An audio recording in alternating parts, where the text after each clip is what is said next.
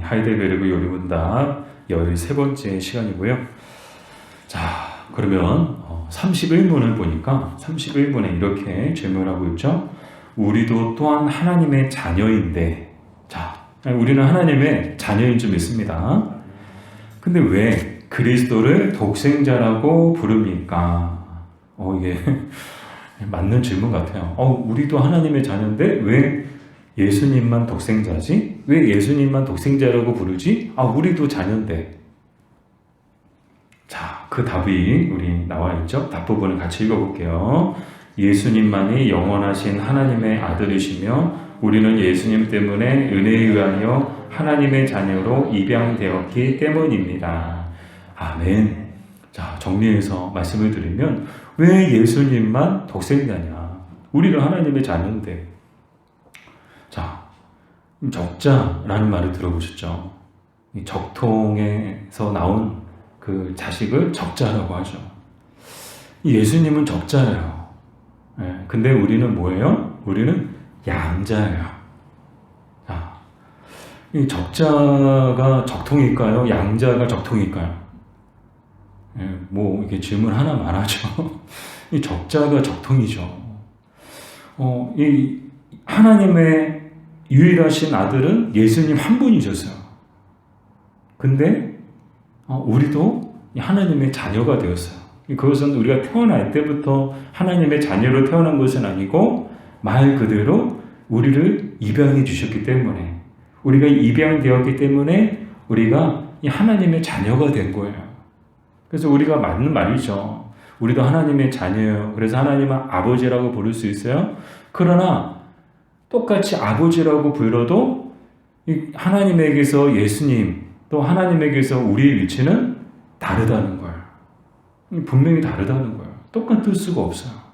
똑같은 자녀지만, 그래서 예수 그리스도를 독생자라고 부르고 그냥 우리는 그냥 하나님의 자녀 삼아주셨다. 그렇게 우리는 그렇게 고백하죠. 그러면 예수님과 하나님의 관계는 어떤 관계냐? 당연한 것 아니야. 아버지와 아들의 관계죠. 그러나 더 중요한 것을 우리가 말씀을 통해서 또 찾으려고 하는데요. 요한복음 10장 30절 같이 읽어볼까요? 나와 아버지는 하나이니라. 아멘.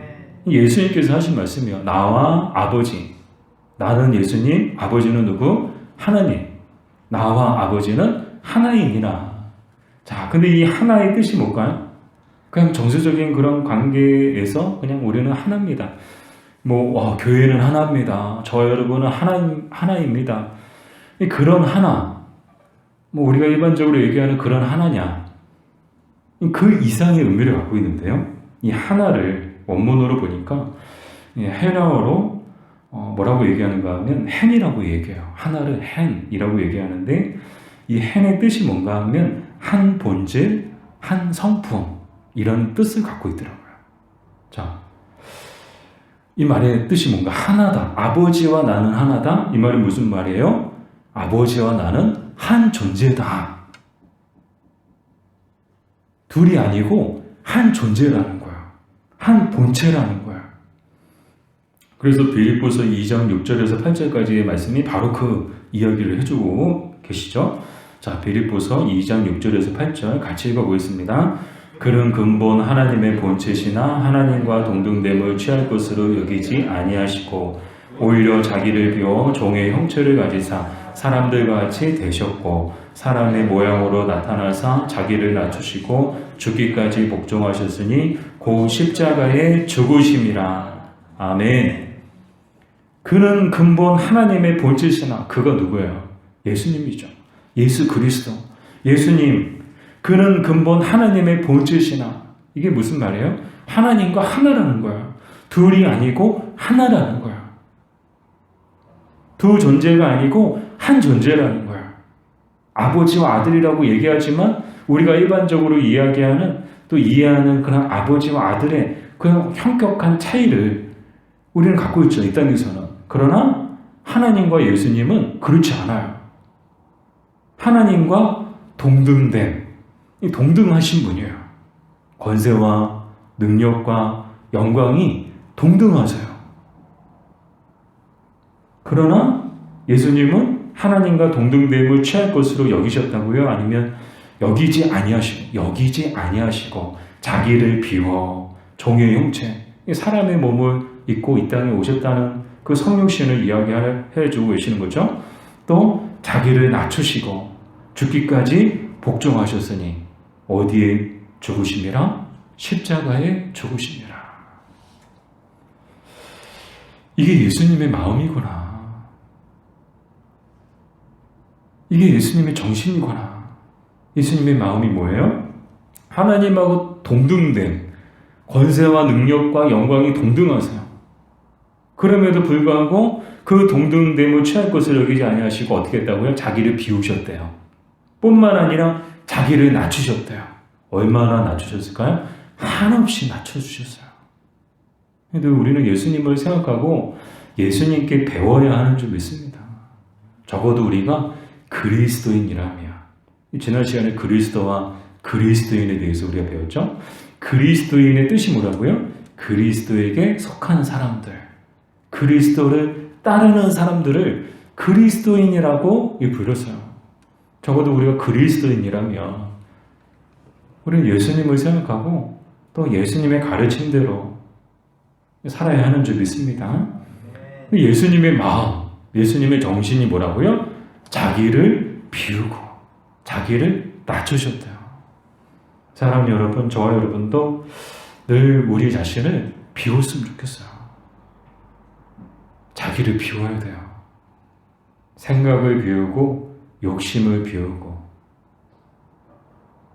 이 신앙의 법칙도 그런 것 같아요. 비워야 채워지는 거야. 새술은 어디에? 새 부대에 담는 것처럼 비워야 채우죠.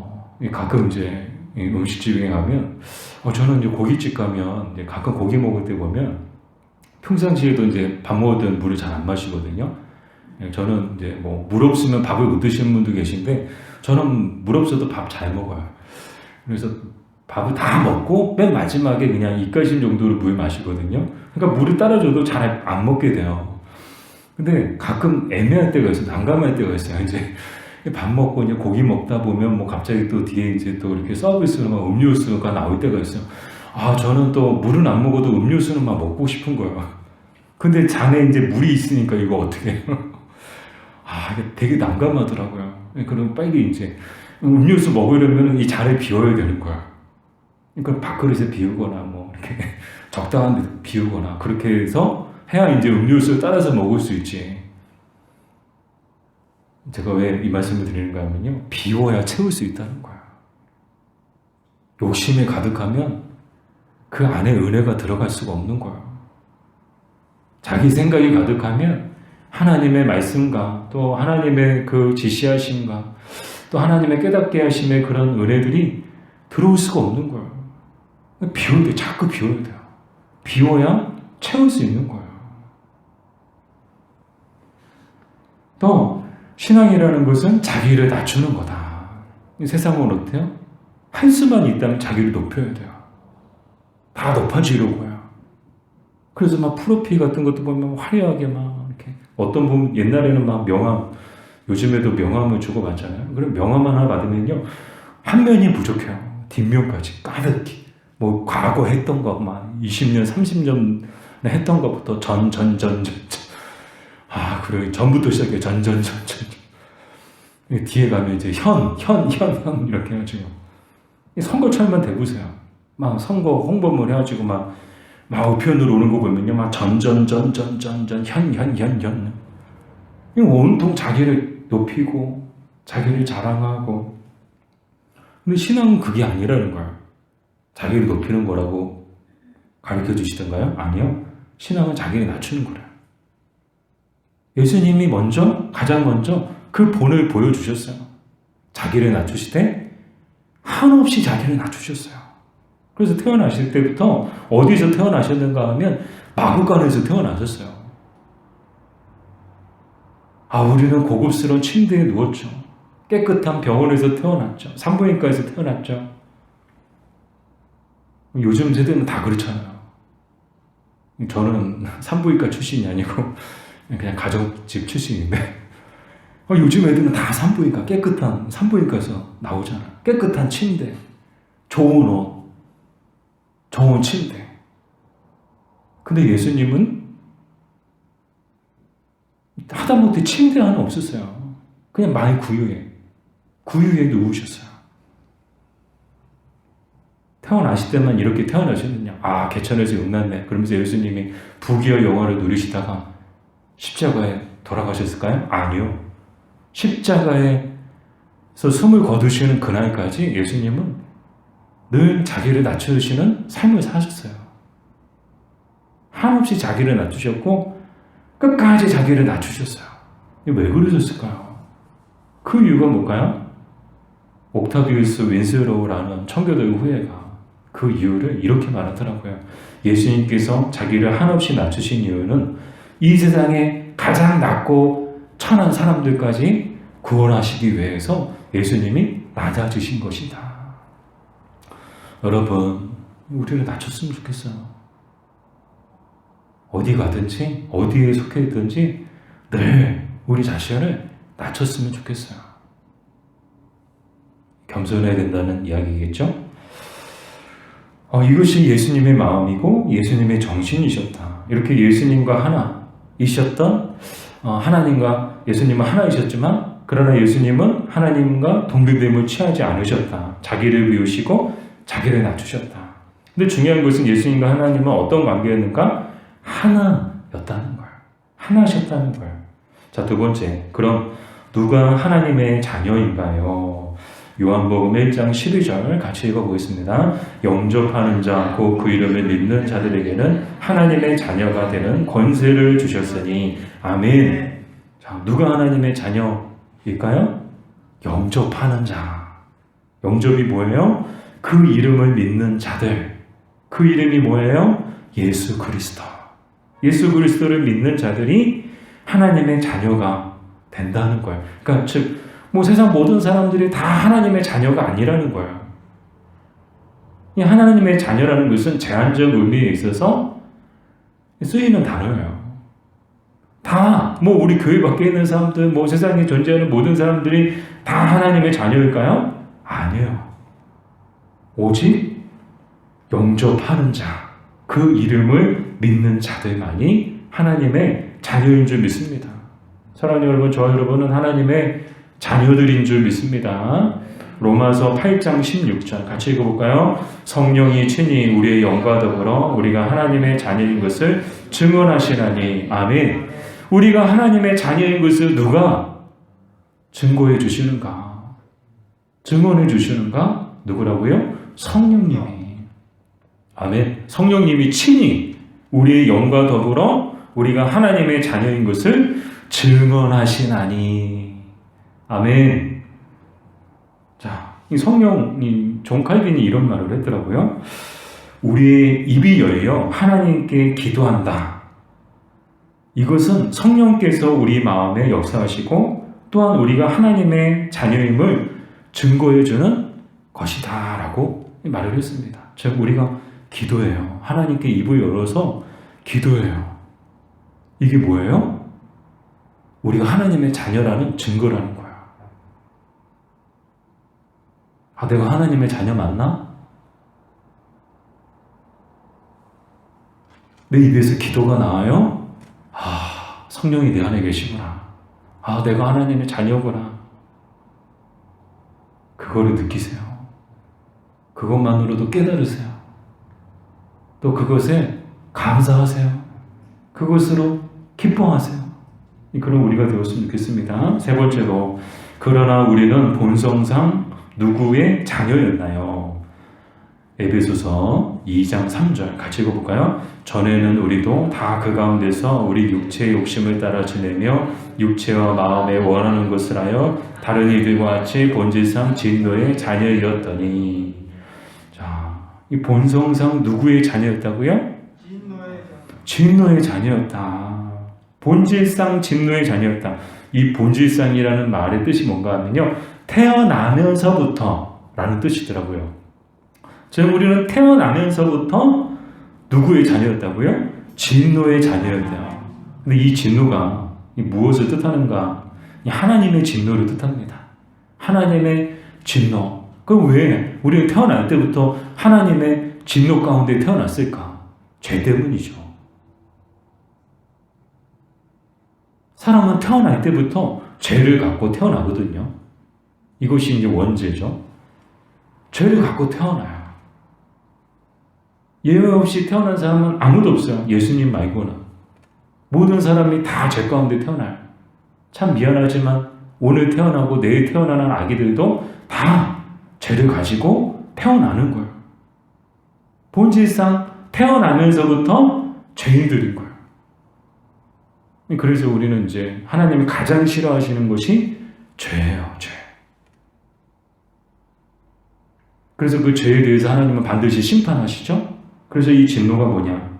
그 모든 죄악에 대한 하나님의 심판, 그게 진노다. 그래서 우리는 태어나면서부터 본성상 진노의 자녀들이었다. 근데 중요한 건 뭐예요? 지금 우리의 신분은, 영적인 신분은 뭐라고요? 지금은 누구의 자녀예요? 하나님의 자녀인 줄 믿습니다. 이 바뀐 거예요. 우리 부모가 바뀌었어요. 전에는 진노의 자녀, 죄와 상황의 노예, 말이 자녀지 뭐 노예였죠. 그러나 이제는 하나님의 자녀가 되었다. 이것이 정말 이제 우리 힘으로 된 것이냐, 우리 노력으로 된 것이냐? 그렇지 않죠? 하나님의 은혜로 우리가 하나님의 자녀가 된 줄 믿습니다. 그러므로 하나님의 은혜에 늘 감사하며 사는 우리가 되었으면 좋겠습니다. 하나님의 은혜, 그러면 이 하나님의 은혜가 뭐냐? 33문, 우리를 하나님의 자녀가 되게 했던 그 하나님의 은혜가 도대체 뭐냐? 34문에서 우리는 그 비밀을 발견하게 되죠. 34문에 보니까 예수님을 우리 주님이라고 부르는 이유가 무엇입니까? 자, 답 부분을 같이 읽어볼게요. 예수님께서 금이나 은이 아니라 그의 보혈로서 우리의 모든 죄로부터 영혼과 몸을 구속하셨으며 마귀의 모든 힘으로부터 구원하셨고 우리를 자신의 소유물로 삼으셨기 때문입니다. 아멘. 우리가 예수님을 우리 주님이라고, 우리 주라고 부르는 이유가 뭔가? 한마디로 우리를 구속해 주셨기 때문에, 그래서 우리의 구속주가 되시기 때문에 이 주님을 주님이라고 부르는 것이죠. 예수님을 주님이라고 부르는 것이죠. 자, 그러면 구속이라는 그 말의 의미가 뭔가? 우리 지난번에도 한번 말씀을 드렸죠. 이 구속이라는 것은 원래 쓰였던 것은 상업적인 용어로 쓰였습니다. 물건을 이제 뭐 노예, 그 시대에는 노예를 사는 거, 그것을 이제 구속이라고 했거든요. 값을 지불하고 노예를 사는 것을 구속이라고 말했어요. 그러나 성경에서 이 구속이라는 단어는 어떤 의미로 쓰였는가? 해방, 자유, 그런 의미로 쓰였고요. 이 구약에서는 출애굽 때 구속이라는 이 단어가 쓰였어요. 그 의미로. 출애굽이 뭐예요? 어떤 의미일까요? 우리나라로 얘기하면 8.15 광복절이에요. 와, 대한독립 만세! 해방이다! 얼마나 기뻤을까요? 그때 태어나진 않았지만 뭐 사진이나 영상 같은 거 보면요, 와, 모든 사람들이 그냥 태극기 들고 막 집 앞에서 와, 만세! 하면서 막 이렇게 막, 아마 2002년 한일 월드컵 저리 가라 했을 것 같아요. 그때는 막 너나 뭐 애기들 뭐 어른 노인 할 것 없이 그냥 다 나와가지고 태극기 들고 와, 이게 얼마나 기뻤을까요? 이 출애굽이 뭐예요? 아, 우리는 불과 몇십 년이었는데 출애굽은 몇 년이에요? 애굽에서 최소 400년이에요. 최소 400년. 400년 동안 나라 없이 살다가, 민족 없이 살다가, 노예처럼 살다가 해방됐어요. 출애굽했어요. 그 애굽에서 나왔어요. 지긋지긋한 애굽에서 나왔어요. 이게 뭐예요? 자유죠, 자유. 더 이상 신분이 노예의 신분이 아니고 이 자유의 신분인 거예요. 해방인 거예요.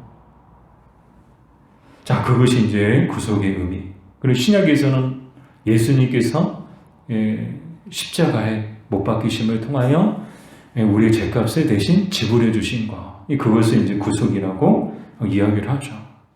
그래서 참된 구속의 의미, 오늘날 우리가 이야기하고 있는, 또 본문에서 이야기하고 있는 이 구속이란 뭔가, 본질상 진노의 자녀였던, 그래서 죄와 사망의 법 아래 놓여있던 우리를 그리스도께서 그리스도의 보혈로 우리를 자유케 해주신 것, 죄에서 해방되고 모든 어둠과 사망의 그늘에서 해방되는 것, 그것이 바로 이 구속의 의미로 오늘날 쓰이고 있습니다. 자, 그러면 질문을 볼게요. 누가 우리를 구속하셨으며 무엇으로 구속하셨나요? 이제 반복되는 이야기인데 더 깊이 한번 살펴볼게요. 베드로전서 1장 18절에서 19절 같이 읽어볼까요? 너희가 알거니와 너희 조상이 물려준 헛된 행실에서 대속함을 받은 것은 은이나 금같이 없어질 것으로 된 것이 아니요 오직 흠없고 점없는 어린 양 같은 그리스도의 보배로운 피로 된 것이니라. 아멘. 자, 누가 우리를 구속하셨다고요? 누가? 우리가 방금 읽었던 베드로전서 1장 18절 19절 마지막 부분에 나오죠? 그리스도, 예수 그리스도께서 우리를 죄와 사망 가운데서 구속해 주신 줄 믿습니다. 우리에게 참된 자유와 정말 해방의 기쁨을 우리에게 안겨다 주신 줄 믿습니다. 자, 그럼 무엇으로 구속하셨나요? 우리가 읽었던 본문에 나오죠? 그리스도의 무엇으로? 보배로운 피로. 자, 그럼 왜 금이나 은, 사실 이제 구속이라는 단어에 대해서 처음에 이제 말씀드렸던 것처럼 상업적인 용도로 쓰였으니까 값을, 돈을 내야 되잖아요. 구속하려면 돈이 있어야 되는데 예수님은 그런 돈, 하다못해 금이나 은이 아니고 왜 보배로운 피로 그렇게 하셨을까? 돈이 없어서? 금이 없어서? 은이 없어서? 옛날에 정말 가난한 때는요, 그렇게 하는 경우들도 있었더라고요. 이제 정말 맞는지 모르겠어요. 아마 장로님하고 우리 권사님은, 우리 신부들 목사님도 아실지 모르겠지만, 제가 알고 있는 게 맞는지 모르겠지만, 옛날에 돈 없을 때는 자기 피 빼가지고, 그럼 피 빼면 돈 받고 그 돈으로 또 이렇게 또 먹을 거 사고 막, 그래, 맞아요? 얘기는 들으셨어요? 네, 맞는지. 그래서 가끔 이제 그런 이제 영화나 그런 거 보면 자기 피 빼가지고 그 돈 받아가지고 어떻게 하고 요즘에는 돈 안 주죠.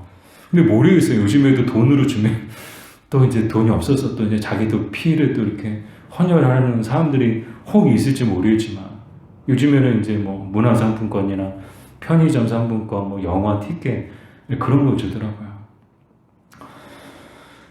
근데 예수님이 돈이 없어서 피로? 자기 보배로운 피로 하셨을까요? 그렇지 않죠. 히브리서 9장 22절에 나오는 것처럼 피 흘림이 없이는 죄사함이 없기 때문이다. 즉 율법에서 분명히 죄를 속하는 것, 즉 사죄할 때 하나님 앞에 그 사죄의 제사로서 드려야 되는 것, 그래서 그 죄를 씻길 수 있는 것은 오직 피밖에 없었어요. 피. 그래서 구약시대에는 수많은 제물들이 이 피의 제사를 드림을 통해서 죄 용서함을 받고 그랬죠. 그러나 예수님이 오신 이후에는 더 이상 그런 제사를 드릴 필요가 없어요. 왜요? 예수님의 그리스도의 그 보배로운 피로 우리 모든 죄와 허물을 다 사해 주셨기 때문인 줄 믿습니다. 우리 지난 시간에 살펴봤잖아요. 단번에, 완전히, 영원히 이 우리의 죄 문제를 해결해 주셨다. 어떻게 해요? 어디서요? 십자가에서 보배로운 피 흘리심을 통하여. 그러므로 우리는 그리스도의 피값으로 산 자들인 줄 믿습니다. 우리 한 사람 한 사람은 너무 귀한 사람들이에요. 교회도 마찬가지죠. 그리스도의 피값으로 사신 교회예요. 이 교회는요, 그냥 사신 게 아니에요. 저와 여러분도요, 그냥 사신 게 아니에요. 피값으로 사셨어요. 누구 피값으로요? 그리스도의 보배로운 피값으로. 그래서 제가 이 말씀을 드리는 이유는요, 교회를 대할 때 함부로 대하지 마세요. 성도가 성도를 대할 때 함부로 대하지 마세요. 그리스도의 보배로운 피로 사신 존재들이에요. 예수님이 그 안에 계세요. 그러니까 함부로 대하면 안 되는 거예요.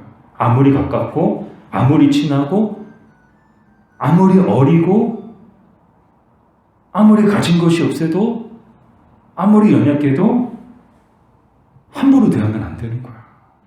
늘 예수님을 대하듯 예수님께 하듯 그렇게 서로가 서로를 섬기며 또 존중하며 그런 또 교회가 또 그런 저와 여러분의 관계가 되었으면 좋겠습니다. 자, 그럼 마지막으로 우리는 주의 소유로서 어떻게 살아야 하나요? 가장 중요한 내용이죠. 그럼 우리가 주의 소유, 이제 우리의 소유는 주님께 있어요. 전에는 진노, 죄와 사망, 어둠의 그런 자식들이었어요. 그러나 이제는 우리의 주인이 예수님이신 줄 믿습니다. 그래서 우리가 그분의 소유로서 우리는 어떻게 살아야 하는가 말씀을 통해 살펴보면요. 먼저 고린도전서 6장 20절 같이 읽어볼까요? 값으로 산 것이 되었으니 그러므로 너희 몸으로 하나님께 영광을 돌리라. 아멘. 무슨 값으로 샀어요? 피값으로 샀어요. 누구의 피로요? 그리스도의 보배로운 피로. 그래서 너희 몸으로 하나님께 영광을 돌리라. 근데 이 몸이 단순히 어떤 육체적인 몸만을 이야기하지 않고요. 전 인격적인 모든 삶을 말하더라고요. 우리의 모든 것,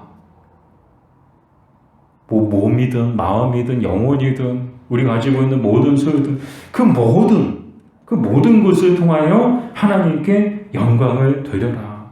그래서 하나님을 영화롭게 해라. 그것이 우리가 그분의 소유로서 행해야 될 신앙의 모습이라는 거예요.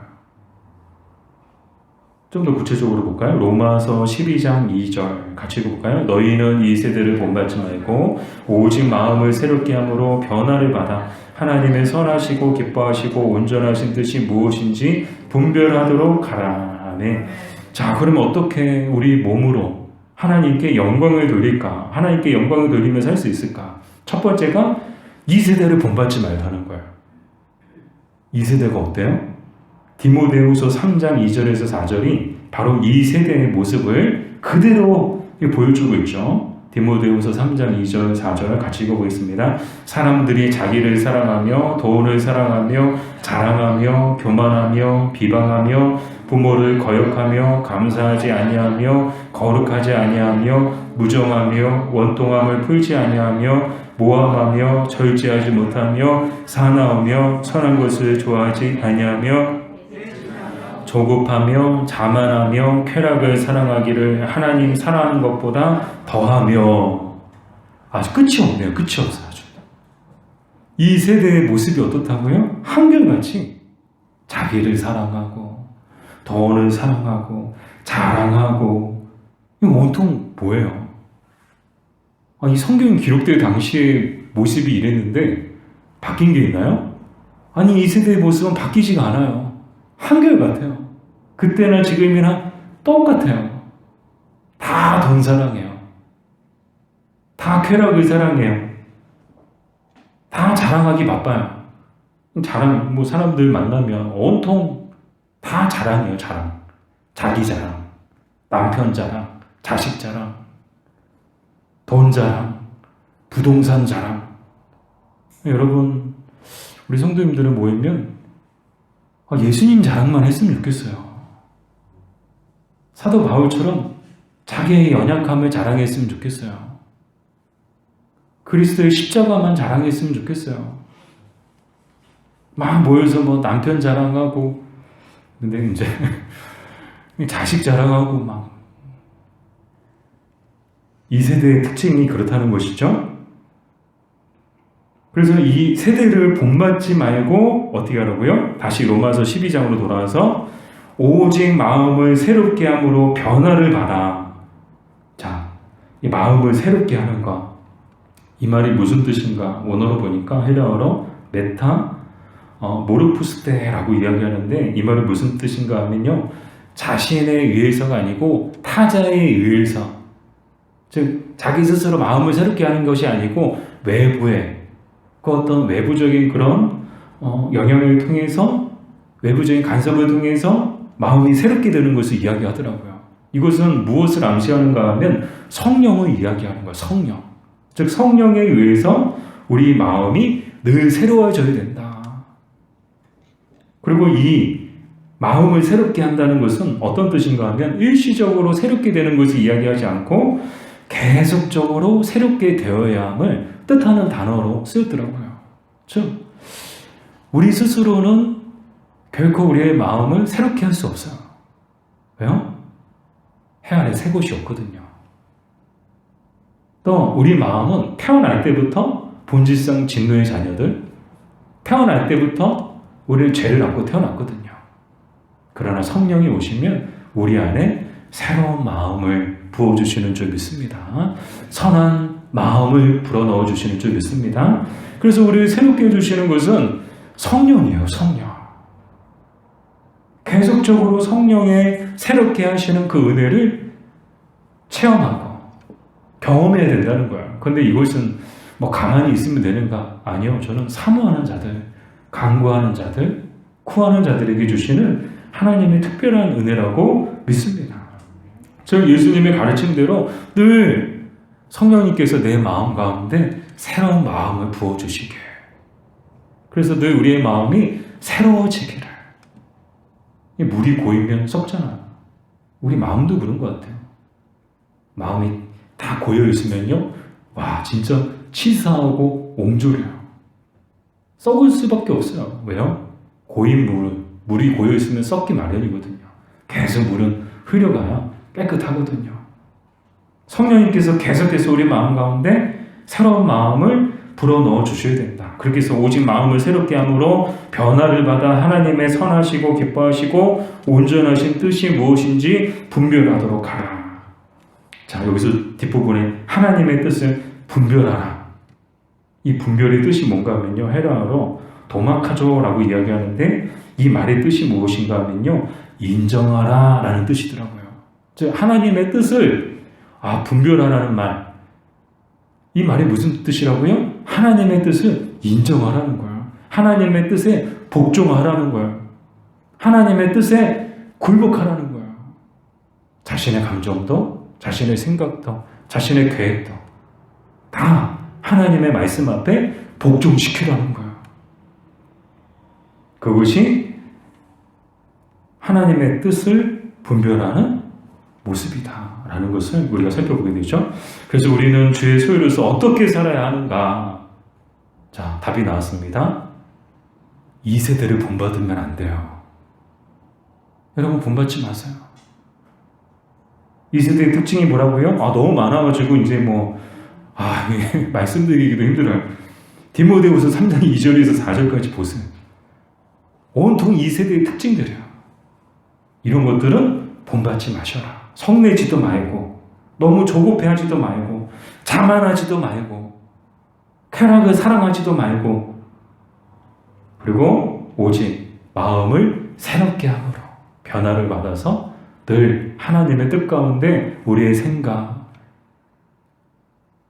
우리의 믿음, 우리의 모든 것을, 우리의 감정까지도, 우리 기분까지도 복종시킬 수 있는 저와 여러분들 되시기를 주님의 이름으로 축복합니다. 그래서 우리 주인이신 주님을 더욱 기쁘시게 하는 저와 여러분, 그리고 우리 교회 되기를 주님의 이름으로 축복합니다.